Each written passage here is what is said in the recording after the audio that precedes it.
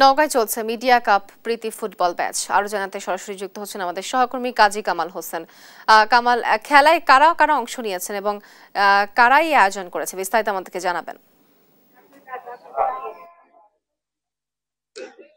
তো নওগাঁয় media cup football tournament চলছে।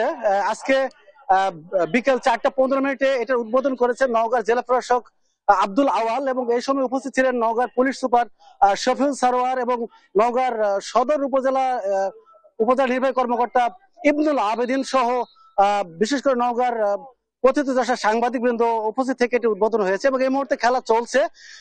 প্রতিপক্ষ দুটি দল হচ্ছে প্রিন্ট মিডিয়া বনাম ইলেকট্রনিক মিডিয়া, এবং এর আয়োজনে আছে নওগাঁ জেলা প্রেস ক্লাব, নওগাঁ জেলা সাংবাদিক ইউনিয়ন, নওগাঁ জেলা টেলিভিশন জার্নালিস্ট অ্যাসোসিয়েশন এবং নওগাঁ রিপোর্টার্স ইউনিটি। মূলত এই চারটি ক্লাবের আয়োজনেই মূলত এখানে এই ফুটবল টুর্নামেন্ট আয়োজন হচ্ছে। এবং ইতিমধ্যে খেলার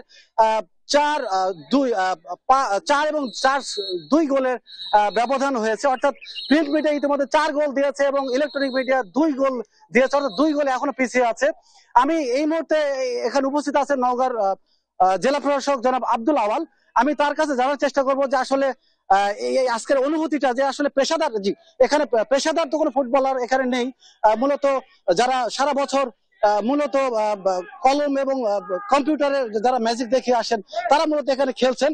তো আসলে আপনার অনুভূতিটা কি, যে আসলে কি মনে হচ্ছে, কেমন লাগছে আপনার অনুভূতিটা? এটা আসলে একটা অভূতপূর্ব একটা ফিলিংস হচ্ছে, যে এই কারণে এখানে প্রিন্ট মিডিয়া এবং ইলেকট্রনিক মিডিয়া যে খেলাটা হচ্ছে, খেলা একেবারেই পুঙ্খানুপুঙ্খ সকল নিয়মকানুন মেনে খেলা হচ্ছে।